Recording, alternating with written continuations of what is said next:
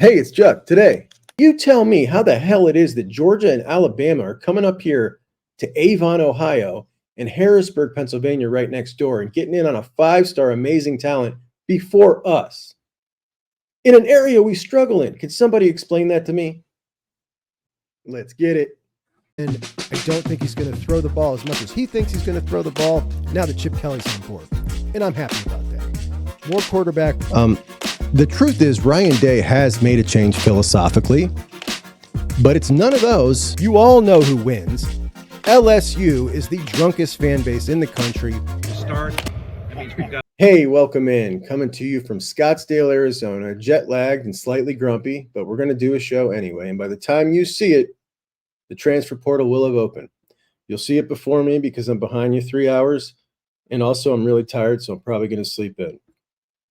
Whole lot of speculation that this transfer portal is going to be the craziest one we've seen yet, which of course it will be. Each one has successively been worse than the last one or better than the last one, depending on your perspective.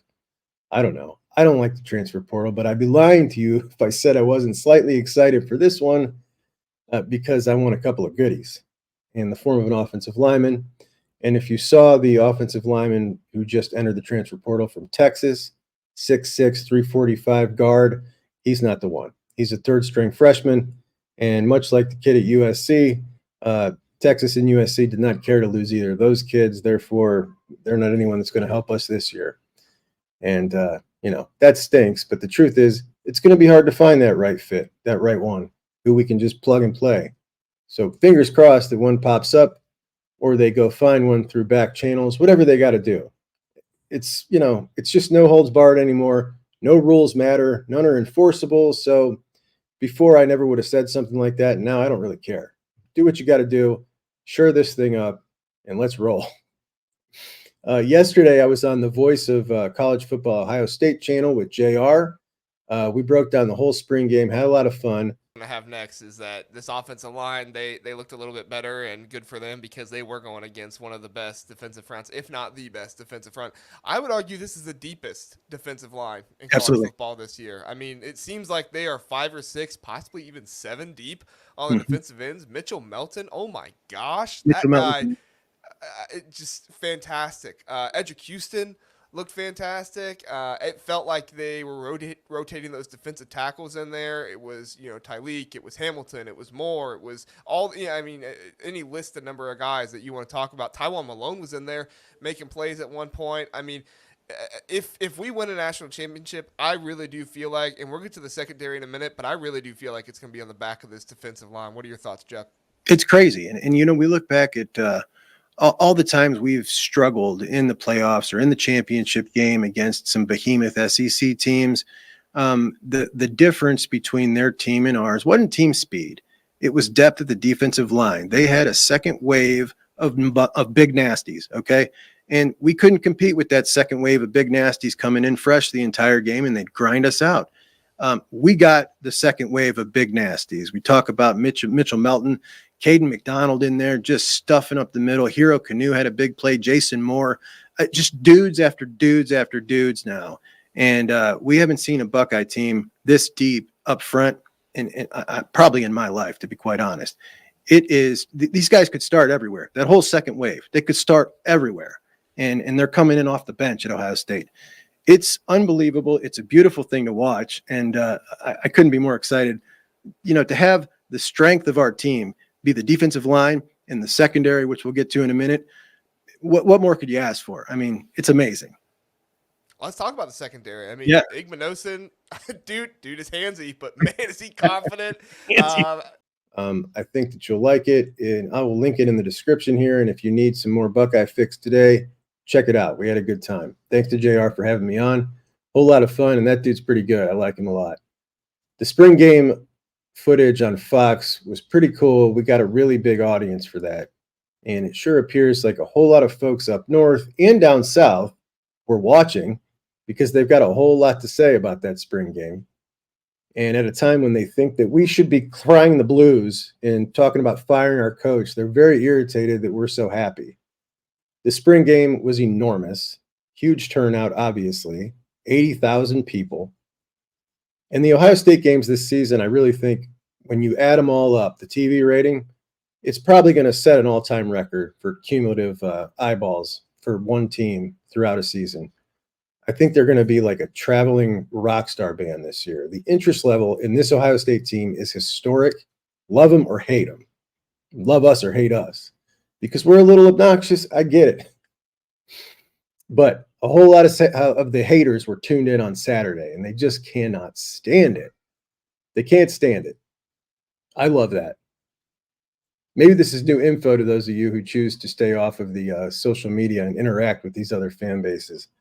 But we are kind of like, I don't know, target number one from every other fan base. We're like the big bad wolf, and they hate us. And we've also had some failures that they can latch onto and create a fun narrative with it. And Ryan Day is their biggest target for some reason, and I'm not quite sure why this is. But it seems like people who are just like relatively like good individuals, like Ryan Day is, like a good family guy, they seem to get the most crap from people, and they really have just latched onto that like nobody's business. But they had a lot to say about the practice, and their big takeaway was, well, they had two. First, we, the fans, are creepy and weird because 80,000 people went to the spring game. That is one hell of a spin. Now, I follow a lot of college football, watch a lot of college football across conferences and everywhere, but I'd be lying if I told you I ever watched somebody else's spring game. That's never happened. I might watch Michigan's next week just for the comedic value, but I've never done it before. Now, I did do it after I heard this, that 10,000 people were at LSU's spring game. We're talking about a stadium that's supposed to have the best environment in all of college football down there at LSU, a historic stadium in its 100th year, by the way. Like, I don't know about you guys, but I just love stadiums in general. Like, I would go to the LSU spring game if I was close to it. I just want to go through that stadium. I mean, that's just cool. But 10,000 people in nice weather always, it's pathetic. Miami played their spring game at what looked like a high school lacrosse stadium, and it wasn't even full. I'll put a picture up of that. I had to get one. It's pretty funny. That Miami fan base, by the way, they come at us like we're on some kind of level playing field. I actually got some thoughts about the Miami team. I'll share in a second here. But yeah, their fan base is totally delusional. But they feel like turds. They feel like turds that we are, interested in our team enough to support our team year round, no matter what they're doing, even the 15th practice when they're not even tackling, which leads us to the second big complaint that Ohio State's soft for not tackling. And the national attention for that spring game was massive. And it wasn't because Fox put it on Big Fox. Fox put it on Big Fox because Ohio State is that big of a draw this year. And we're always a big draw, right? Always. We know that. But this year is different. And this year is insane. I've seen no less than 3 articles in national publications in the last 3 days about Ryan Day and these Buckeyes. Each one framed a little bit different by their author. Stuart Mandel, formerly a guy I used to like, one of the most respected names in college football for a long time, writes for The Athletic. His article about Ryan Day and the Buckeyes was framed with the bought and paid for, best team money can buy approach.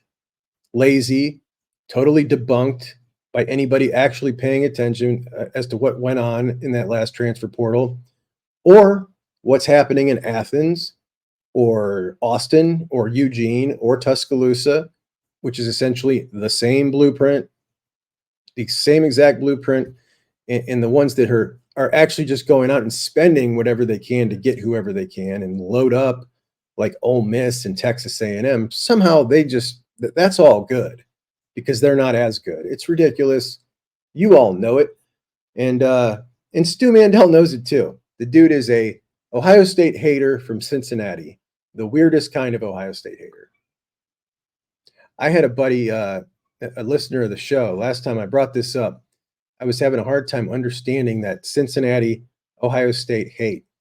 And he gave me a long explanation about how it goes back to actually Buckeye and Bearcat basketball in like the early 50s. It was a long story. Maybe I'll read it someday to you guys here if anybody else is interested in learning the history about where that hate comes from. between Cincinnati and Columbus. Being from Northeast Ohio, I just can't relate. I don't really have beef with any other parts of Ohio.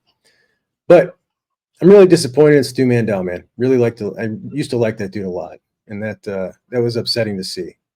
However, Brad Crawford of 24/7, who is quickly becoming what Stu Mandel used to be, which is the new most respected name in college football, came to Ryan Day's defense about something different, though. He came to Ryan Day's defense for the criticism he was getting for saying on the field during the spring game that we've been just a few plays away from completing our goals for several years. And that comment from Day got a boatload of criticism. So Crawford came to his defense. He said that's not an excuse from Day. He's right.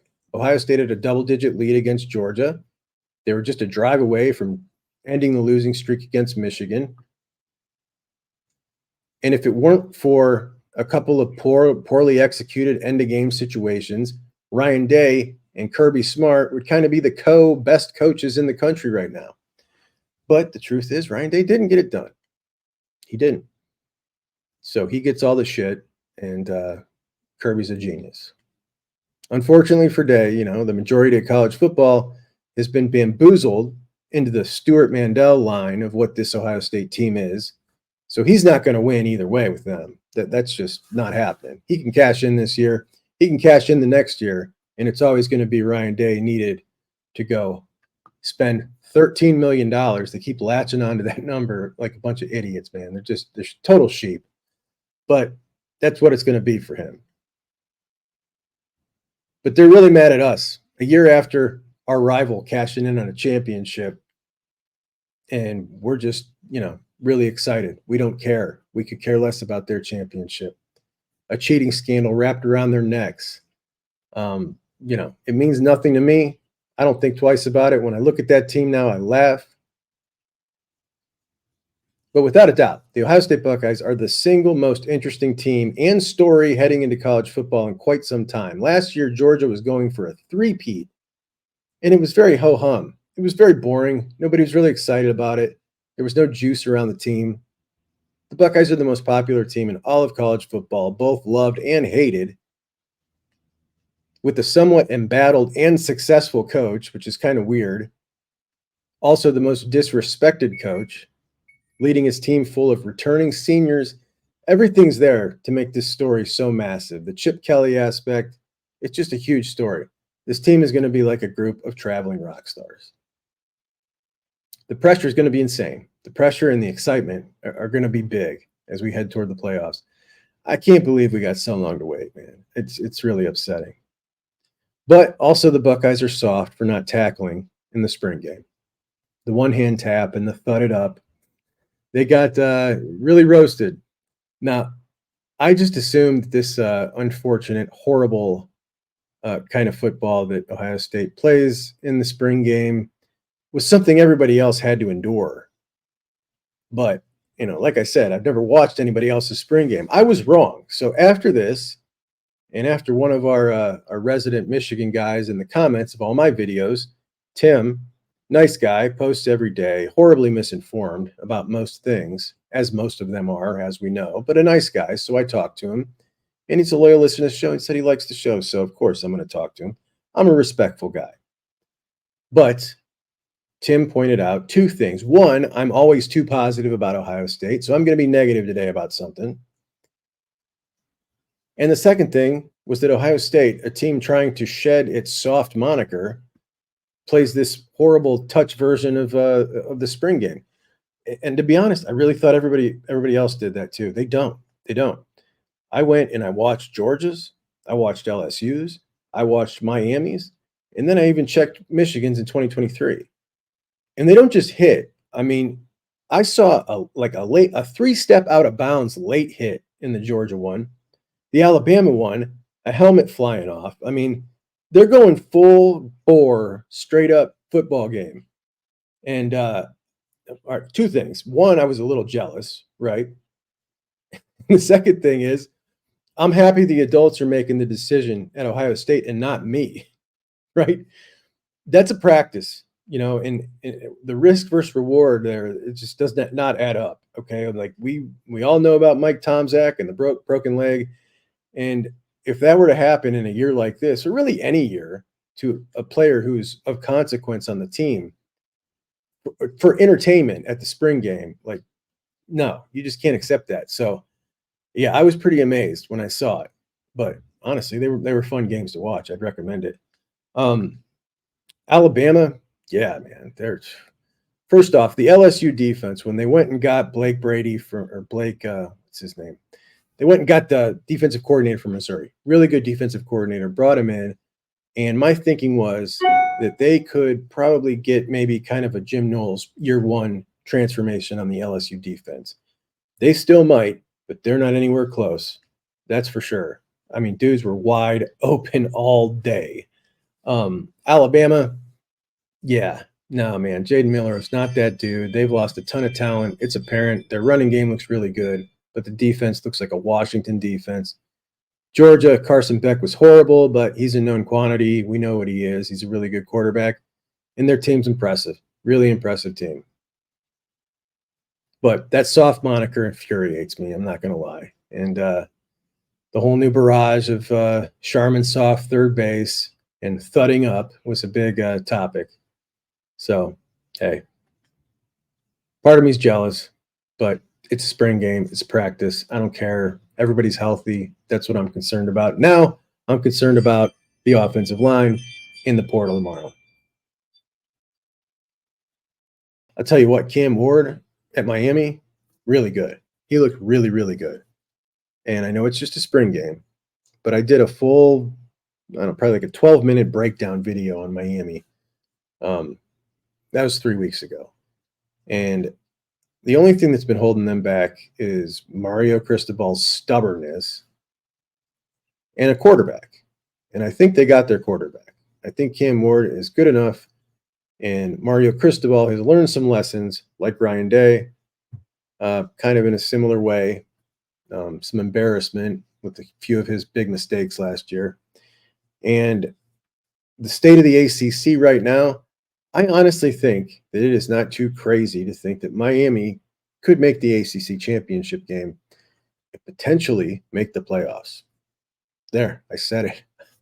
I think this is the year that Miami is actually back. I really do. They got a lot of pieces. They got a really, really nice group of talent, wide receiver talent. They got some good backs. If Fletcher comes back, Fletcher's been injured, but he's good.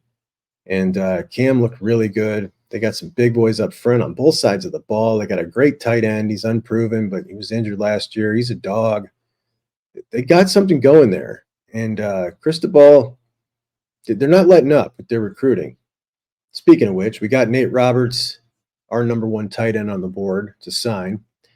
And Miami we went over him 3 weeks ago. Luka Gilbert and Brock Schott out of Indiana. Luka Gilbert out of Lakota West. Those guys were like the second tier. Ohio State 1 and 2 tight ends, and they were the second tier. Miami got them both. So it almost feels at times like they're going off of Ohio State's recruiting board. Whoever Ohio State's on, they're like, all right, they must be good. Honestly, not a bad strategy. So who can fault them for it? But Mario Cristobal is putting together a really good-looking unit, and all he's got to do is not make a couple key mistakes last year, and he wins 3 more games. So clean it up and add Cam Ward to the mix with those guys getting a year younger in that first class of his. I really believe that Miami has a legit shot at winning the ACC this year. I do. They might make me look really stupid for saying that, but I do. Potentially some bad news for them. Elijah Melendez, who is a linebacker we've talked about here that James Laurinaitis was kind of trying to flip pretty hard back when he was recruiting TJ Alford in the beginning. He's a Miami commit. And to me, I don't want to say he's the better linebacker, but he's the closest linebacker I've seen to Ryan Shazier since Ryan Shazier. And he seemed pretty hard, entrenched in Miami.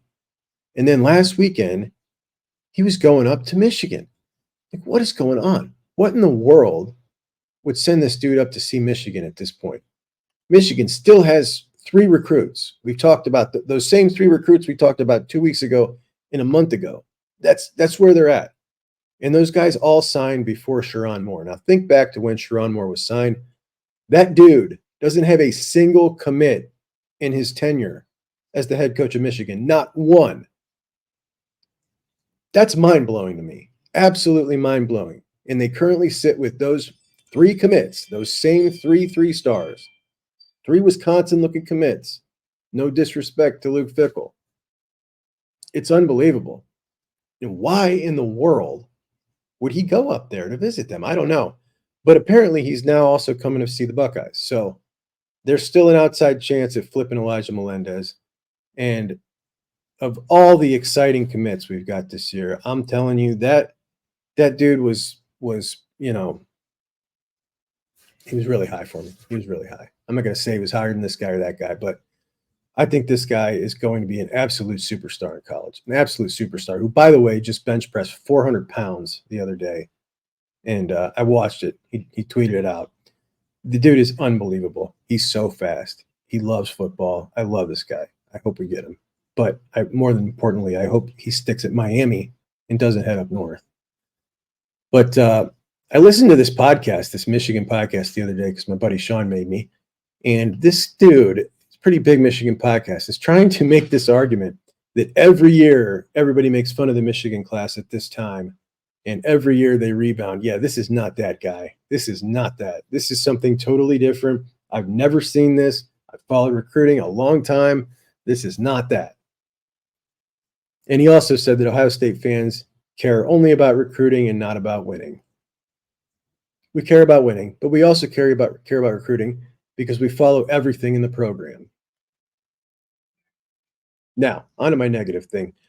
I've been accused of being too positive about the team in the comments section, so I got something I'm a little irritated about. I mean, the truth is, I've been doing the show 2.5 months, and I don't think anybody could argue that in the last 2.5 months we've had just a whole lot of great news, right? But for the first time in 2.5 months, I'm really, really upset because I do a lot of preparation for the show. And one of the things I do is read a lot about recruiting and other things. And I read a lot about other teams. And I do that because, like, whether my show's good or not, like, I want to make sure that I am giving it my everything to try to make it good. And nobody's going to call me out as being unprepared. Like, I can do that. I can make sure I'm prepared. I don't know if I can ever be good at this, but I can make sure I'm prepared. So that I can control. And in my routine the other day, I saw something that really pissed me off. It wouldn't be a huge deal if it were from a different position group at Ohio State, but it wasn't. It was offensive line. Now, the great news first, there is a top 31 overall 5-star tackle from Avon Lake in the class of 2026 named Maxwell Riley. And we also have Sam Greer at Hoban, who's a top 100 tackle and probably is going to climb. That's our buddy over there that's 6'8", 290. Now, that's a blessing to have 2 top 100 tackles in Northeast Ohio, one of them a 5-star. Maxwell Riley was at Ohio State. He loved it. Obviously not a given, but it seems like these are 2 likely prospects that Frye might have some luck with because he's only had luck with big-time prospects from Ohio.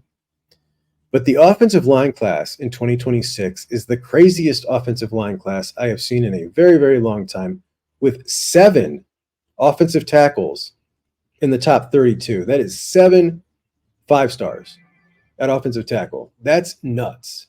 And out of those 7, there are 2 in Louisiana, 2 in North Carolina, 1 in Missouri, 1 in Ohio, and 1 over in Harrisburg, Pennsylvania. Now, Harrisburg is not too far. So I looked at that kid first. This is maybe one of the most rare-looking, elite-sized human beings I've ever seen. This dude's 6'5", 260. Look at this body on this kid. I mean, that's insane. That's a high school kid. Today I listened to a talk show, and the host said that he somewhat understands people's frustration with Justin Frye. But it's not like he's not trying. He's trying. Then he talked about something else. Then he brought it up again. And he said what pisses him off is that people say Justin Frye is not trying. And people just come to this conclusion that $1 million assistant coach at Ohio State is not trying. He's trying. So, look, a couple things here. I've never heard anybody say Justin Frye is not trying. I also find it weird that anybody would try to defend a coach by saying he's trying. This isn't T-ball. The result is the result. But he says people say that, so okay, fair. Let's say it. I guess I'll take his word for it. I think Justin Frye tries. I just think the way he's trying isn't working for him. So maybe his tactics need adjusted. Maybe there's other schools he could use as a blueprint, schools that are doing better at offensive tackle recruiting like Alabama or Georgia. So how about that kid from Harrisburg, Pennsylvania? Does he like us? Are we in on him? Look at that monster. Well, I don't know, because he doesn't have an offer from Ohio State. But he does have an offer from Georgia and Alabama. I found that strange and disconcerting, so I went through the top 10 offensive linemen in 2026. All but 2 of them had offers from Georgia and Alabama. And on the flip side, Ohio State had only offered 2 of them. 7 5-stars. They offered 2.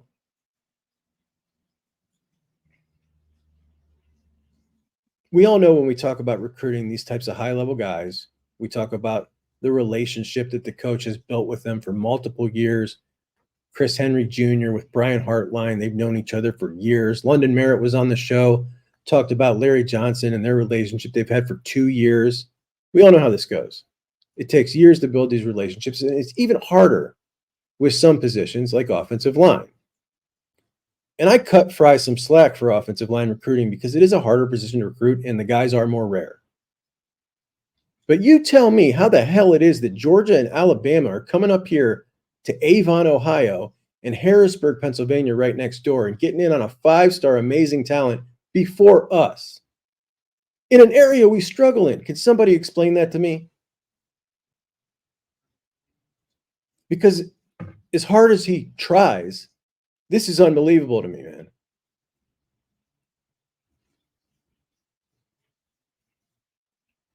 What we're looking at is a guy who's setting himself up for failure by clearly not casting a wide enough net. And if this is how he's been doing it, I'm not surprised it's been so bad. If this was any other position group going about it like this that had shown results, I'd say, okay, your way's working. I'm not going to judge how you get it done. But Frye's has not been good enough. So maybe somebody ought to look at his tactics. And his tactic is different from the places that are doing it way better. So maybe he ought to change. Because he's got to be better. We're about to go into a potential national championship winning season. And we're walking into it hoping somebody pops up in the portal who can join our starting transfer from last year and make up a cohesive offensive line that can win a national championship. And that's not good enough. That is not good enough at Ohio freaking State. I don't want to hear he just got here. Just get it done. I don't want to hear he's trying. Just get it done. This man's group is the only unit of concern.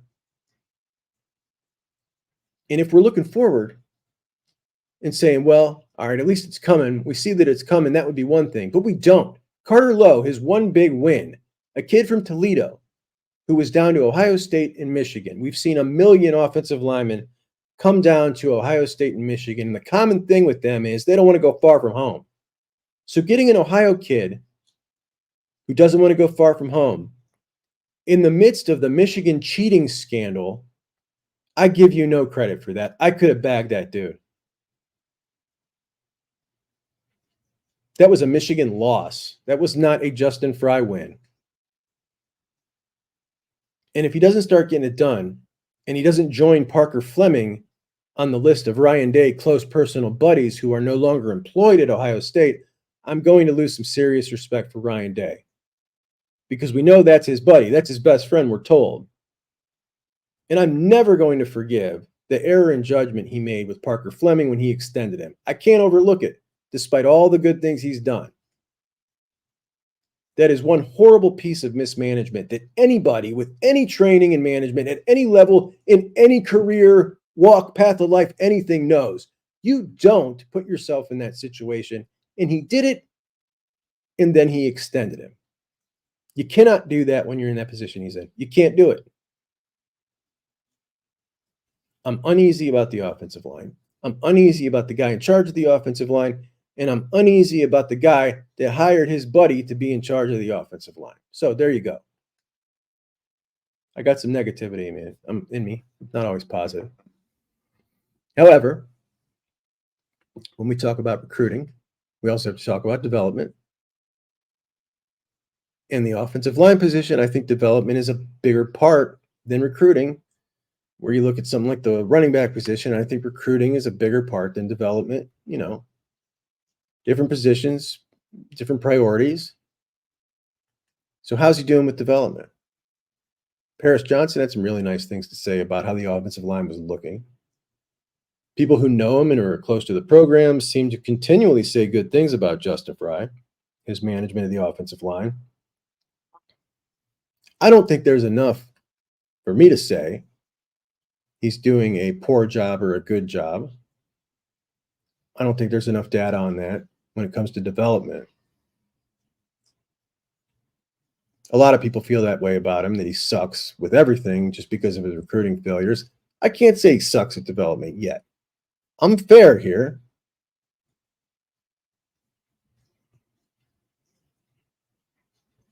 I don't think we've seen a finished product in that aspect. But trying's not good enough, and he's got to do better. But let's talk about our class of 2025, the number one class in 2025 now, with the additions of Cody Haddad and Nate Roberts on Saturday. Nate Roberts, the number one tight end on the board, who, by the by, Keenan Bailey pretty much threw everything in on and clearly would have lost Luka Gilbert, Brock Schott, and Nate Roberts had Nate Roberts not chosen Ohio State. Horrible strategy. Would have been a catastrophic error, right? I mean,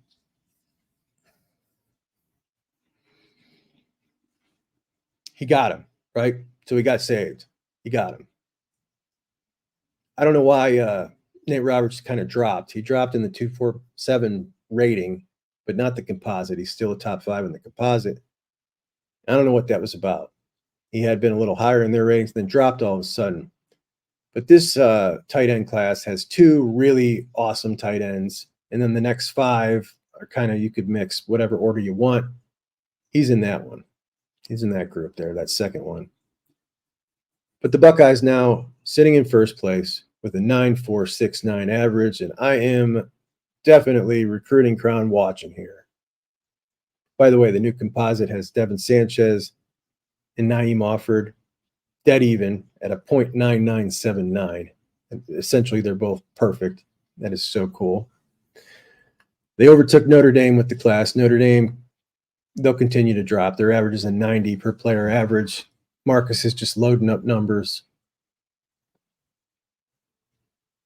LSU is going to be the biggest competition. Their player average right now is a 93.84. They currently have the number 1 quarterback, running back, and wide receiver in the country.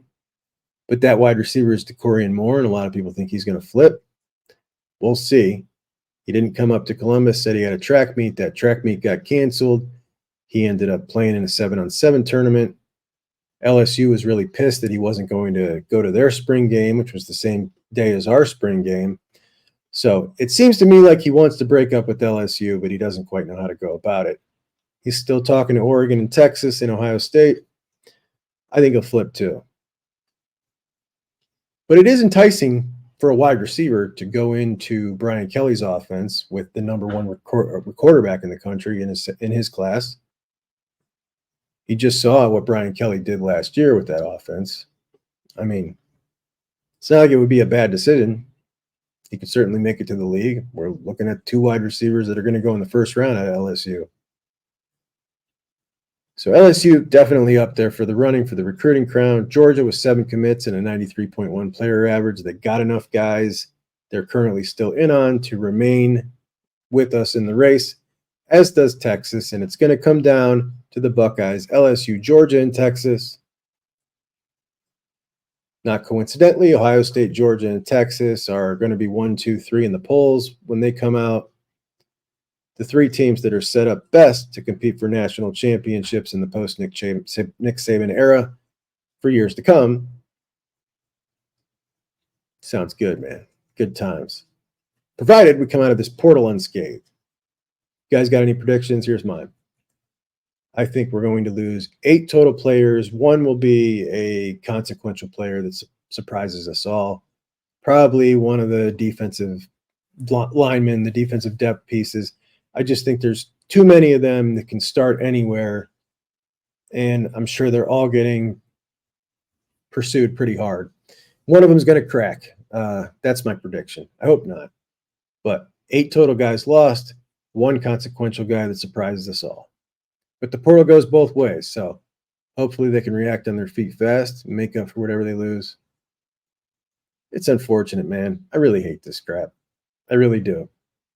We didn't need this stuff to win before. We didn't need it. We don't need it now. But the market continually goes up, so, these guys can go get a better deal. And every time we lose a guy and replace a guy, we're paying more. And I mean, it's not our money. You may look at it like that, but there's only so many bucks to go around. So we'd rather keep what we have and make everybody else keep what they have, but it's just not the way it's going to be anymore. So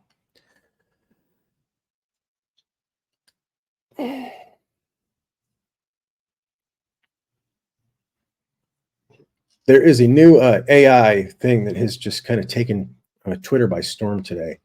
I don't have any idea what it's based off of, but it is absolutely hilarious, and I probably watched it 35 times, so now you got to as well.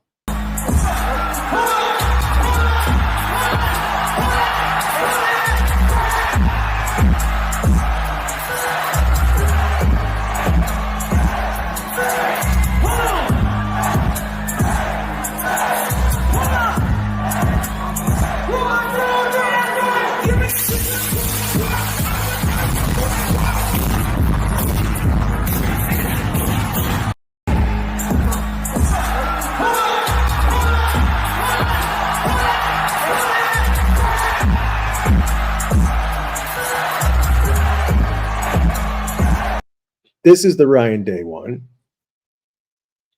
And this is OG Walt.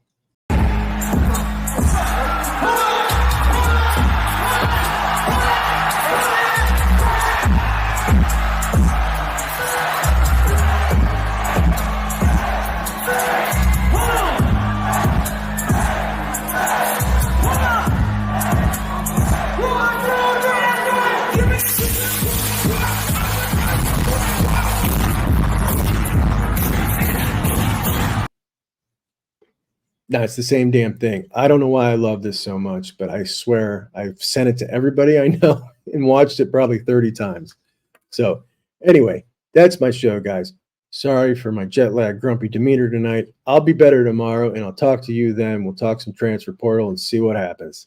Juck on Bucks out.